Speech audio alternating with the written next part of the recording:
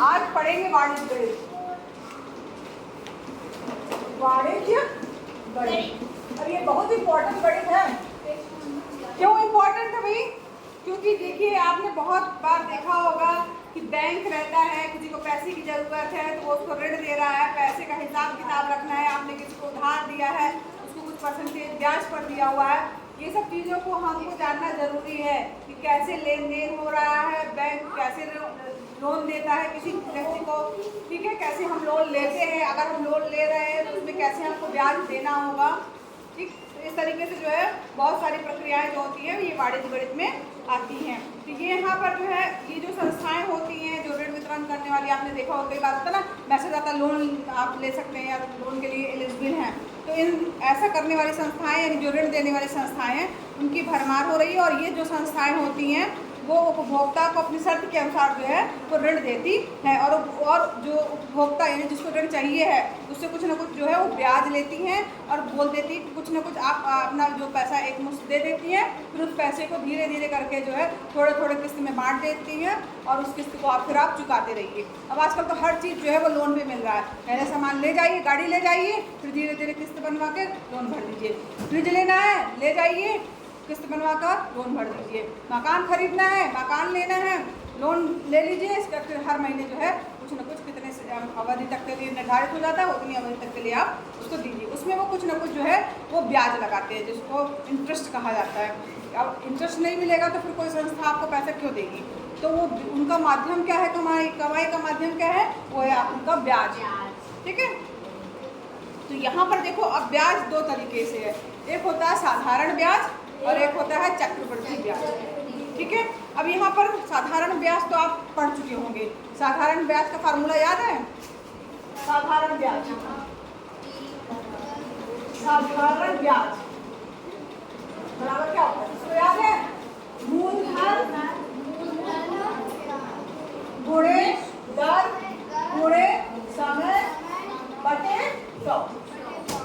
साधारण ब्याज का फार्मूला क्या होता है? मूलधन गुणे दर गुणे समय बटे 100। ये होता है आपका साधारण ब्याज का फार्मूला, ठीक है। अब बात करते हैं चक्रवृद्धि ब्याज की कि चक्रवृद्धि ब्याज क्या है, ठीक। यहाँ पे वर्ड आया है चक्रवृद्धि ब्याज, चक्रवृद्धि ब्याज, ठीक है। अब यहाँ पर नाम है चक्रवृद्धि ब्याज। चक्रवृद्धि में दो शब्दों से मिला है, चक्रधर वृद्धि। चक्रवृद्धि ब्याज में दो, चक्रवृद्धि का नाम का ब्याज तो समझ में आ गया, लेकिन इसका नाम इसका साधारण है, इसका चक्रवृद्धि नाम क्यों है, तो उसका तात्पर्य क्या हुआ? तो चक्रवृद्धि का मतलब हुआ, ये दो शब्द है चक्र और वृद्धि। चक्र का मतलब होता है चक्कर, हाँ जिसमें चक्कर चलता है, हाँ चक्कर, ठीक है। चक्र का मतलब हुआ चक्कर और वृद्धि का मतलब है बढ़ोतरी, यानी चक्कर से बढ़ोतरी हो रही है, हर बार बढ़ोतरी होती जा रही है, हर बार चक्कर लगाते हैं। हाँ। तो यहाँ पर प्रत्येक चक्कर पर जो है चक्रवृद्धि ब्याज का क्या मतलब हुआ? प्रत्येक चक्कर पर होने वाली ब्याज में वृद्धि, ठीक है, उसको चक्रवृद्धि ब्याज कहा जाएगा। प्रत्येक चक्कर पर जो बढ़ोतरी हो रही है ब्याज में उसको चक्रवृद्धि ब्याज कहा जाएगा। अब इसको समझ कैसे सकते हैं आप? मूलधन, मूलधन मतलब होता है मेन जो हमारे पास धन है, ठीक है। मूलधन के साथ साथ ब्याज पर ब्याज लगाना। जैसे अगर हमने एक साल में लिया ब्याज, तो जैसे मूलधन हमारा जो था, जैसे मान लीजिए 100 रुपये है, ठीक है। अब 100 रुपये है, उस पर 10% ब्याज लगाया, तो 100 रुपये का 10% क्या होगा? 10 रुपये, ठीक है। तो एक बार ब्याज लगा तो 100 रुपये पे 10% मतलब 10 रुपये हुआ, लेकिन अगली बार के लिए जो है वो 10 रुपये उसमें ऐड हो जाएगा, तो वो क्या हो जाएगा? 110 रुपये। उसका मूलधन चेंज होता रहेगा, मूलधन हर बार जो है वो चेंज होगा। वो कैसे चेंज होगा? जो ब्याज आ रहा है वो मूलधन में जुड़ता जाएगा, ब्याज जो आ रहा है फिर मूलधन में जुड़ेगा, फिर नेक्स्ट ईयर फिर वो मूलधन में बन जाएगा। इस तरीके से जो है इस तरीके के ब्याज को चक्रवृद्धि ब्याज कहा जाता है। इसके लिए फार्मूला नोट कर लीजिए, चक्रवृद्धि ब्याज कैसे हम ज्ञात करेंगे। यहाँ पर देखिए उसके पहले जो है कुछ एक फार्मूले दिए गए हैं, तो यहाँ सबसे पहले लिखिए मिश्र धन बराबर क्या होता है? मिश्र धन, ठीक है, जिसको ए से लिखा जाता है। मिश्र धन बराबर हो जाएगा मूलधन इंटू, याद है किसी को फार्मूला? मूलधन इंटू 1 प्लस दर बटे समय की पावर n, समय की पावर दर बटे 100, 10 बटे 100 की पावर समय। इसी को अगर ऐसे लिखा जाए तो A इक्वल टू क्या हो जाएगा, P इंटू 1 प्लस 10 को लिखते हैं R से, R बटे 100 की पावर n। ये फार्मूला है मिश्र धन का। ये मिश्र धन का फार्मूला है। मिश्र धन बराबर होता है मूलधन इंटू 1 प्लस 10 बटे 100 की पावर। ये फार्मूला आप कल अच्छे से याद करके आइएगा, ठीक। ये फार्मूला और एक और फार्मूला है।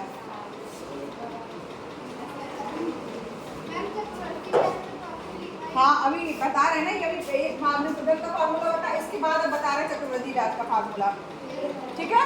मिश्र धन निकाल लिया,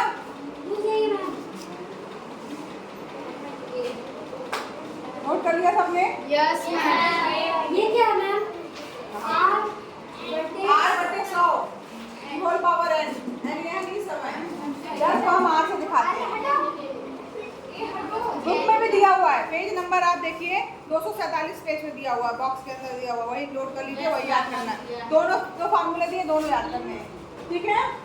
आपने हाँ n वर्ष का, मान लीजिए समय क्या है, n वर्ष, n वर्ष का चक्रवृद्धि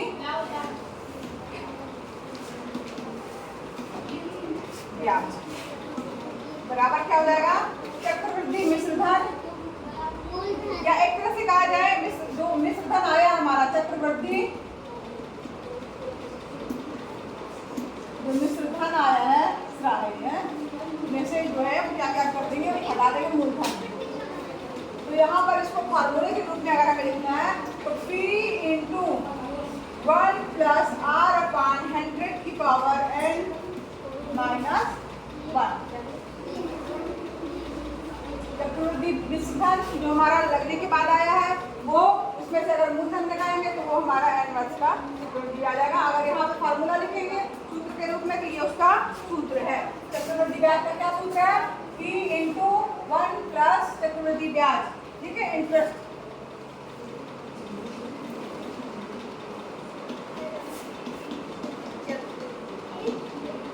ये सूत्र है आपका फार्मूला, जिसको कहा जाता है। ये अच्छे से याद कर लीजिए, इसी पर आधारित आपके सारे सवाल हैं, ठीक।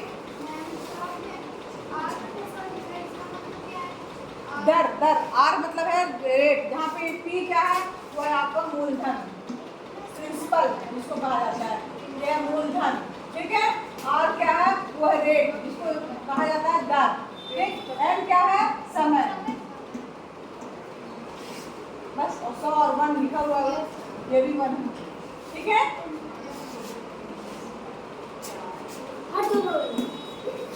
चलिए अब यहाँ पर एक चीज और समझ लीजिए। कई बार होता है चक्रवृद्धि ब्याज की गणना जो होती है वो कुछ जगह छमाही होती है, कुछ जगह वार्षिक होती है, कुछ जगह जो होती है तिमाही होती है। तो इस तरीके से अलग अलग चक्रवृद्धि ब्याज की गणना होती है। अब यहाँ पर चक्रवृद्धि ब्याज की गणना जो होती है, सीधे बैठो बेटा। सबसे पहले अगर हम बात करें वार्षिक, अगर हम ले रहे हैं तो जैसे मान लीजिए अगर कोई वार्षिक का मतलब हुआ 1 वर्ष, है ना। अब 1 वर्ष हो गया वार्षिक, 1 वर्ष का मतलब हुआ वार्षिक। अगर 1 वार्षिक होगा तो 1 वर्ष में कितने आएंगे वर्ष, 1, ठीक। अगर इसको छमाही कर दिया जाए तो छमाही का मतलब जानते हैं, 6 माह, तो 1 वर्ष में कितने छमाही होंगे, अरे 2, ठीक है। अब इसके बाद तिमाही कर दिया जाए, 3, तिमाही का मतलब हुआ 3, कितने आएंगे, 2.5 आएंगे। 1 वर्ष में कितने आएंगे तिमाही, 1 वर्ष में कितने महीने होते, 12 महीने होते ना। छमाही करेंगे तो किससे भाग देंगे, 6 से, तो 2 छमाही आएंगी 1 वर्ष में। अगर तिमाही करना है तो किससे भाग देंगे, 3 से, है ना। तिमाही यानी 3 महीना, 3 से भाग देंगे कितने आएंगे, 3 एकम 3, 3 चौको 12, 4। 1 वर्ष में कितनी तिमाही होंगी, 4। 1 वर्ष में कितनी तिमाही होंगी, 4 कैसे आया, आपने 3 का भाग दे दिया, महीने में भाग दिया, 3 6 महीने में निकालना है अगर तो 12/6 कर देंगे। 6 कम 6, 6 दूनी 12। तो एक वर्ष में कितनी छमाही होंगी? 2। कितने तिमाही होंगे? 4। ठीक, अब ये एक वर्ष की बात हो रही है। अगर मान लीजिए आपके पास में आ रहा है 3 वर्ष, तो आप निकाल लेंगे। जो संख्या आई उसी में आपको 3 दौड़ना होगा, करना होगा। ठीक है, जैसे अगर मान लीजिए हम बात करें 3 वर्ष में कितने वार्षिक होंगे? 3। कितने वार्षिक होंगे? 3। छमाही कितने होंगे? छमाही छमाही अरे कितने 3 वर्ष में कितनी छमाही होंगी? अरे एक वर्ष में 2 छमाही होती है। एक वर्ष में 6 महीने का ग्रुप बनाओगे तो कितने बनेंगे? 2 बनेंगे ना। 6 महीना फिर 6 महीना, टोटल महीने कितने होते हैं? 12। अगर उसको 6 महीने का ग्रुप बनाना होगा तो कितने ग्रुप बनेंगे? 2। तो वो कैसे आया था? हमने जो पूरे महीने उसमें से भाग दे दिया 6 का। अगर 3 वर्ष है तो उसमें कितने छमाही होंगे? मल्टीप्लाई कर दो। 2 में 3 का भाग तो 3 दूनी 6।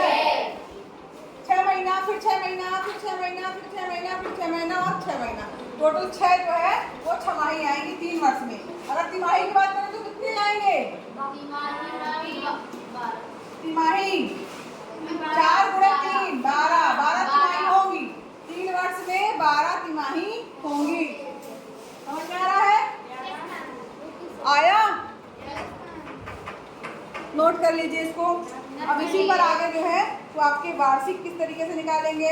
और हाँ, एक चीज और ध्यान दीजिए। इतना ये तो छमाही तिमाही और वार्षिक आप समझ गए। अगर दर दी है, ठीक है, अगर मान लीजिए कोई भी दर जिसको बोलते हैं पर, ये हमेशा दर रहेगी वो परसेंटेज में दी होगी, प्रतिशत का चिन्ह बना होगा। हाँ, अगर मान लीजिए दर जो दी हुई है तो क्या रहेगी? प्रतिशत में दी रहेगी। अगर मान लीजिए लिखा है 10% दर जो है वो वार्षिक है, ठीक है, वार्षिक है। और अगर हम छमाही वाला निकाल लेंगे तो उसका दर क्या हो जाएगा? आधा हो जाएगा। एक साल के लिए दर कितनी है? 10%। 6 महीने के लिए दर कितनी होगी? 6 महीने के लिए छमाही छमाही की अगर दर निकालेंगे तो क्या हो जाएगी? 2 का भाग दे देंगे यानी 5%। ठीक है, क्यों नहीं दे रहे हैं? क्योंकि एक वर्ष में छमाही कितने होते हैं? 2। एक वर्ष में कितने छमाही होते हैं? 2। अगर पूछेगा तिमाही याद करिए तो क्या करेंगे? किसका भाग देंगे? 5 करके भाग देंगे। मैंने 3 लिख दिया तो 3 का नहीं, कौन बोला? 4 का भाग देंगे। एक वर्ष में कितने तिमाही होते हैं? 4। आ रहा समझ में? दिख रहा तिमाही, लेकिन होते कितने हैं? तिमाही। एक वर्ष में कितने 3 महीने होंगे? एक वर्ष में कितने महीने होते हैं? 12 महीने। ठीक है, तो 3 महीने कितने होंगे? 3 महीने का भाग होंगे तो 3 से 4 जो है 3 महीने का जोड़ा बनेगा। ठीक है, चलिए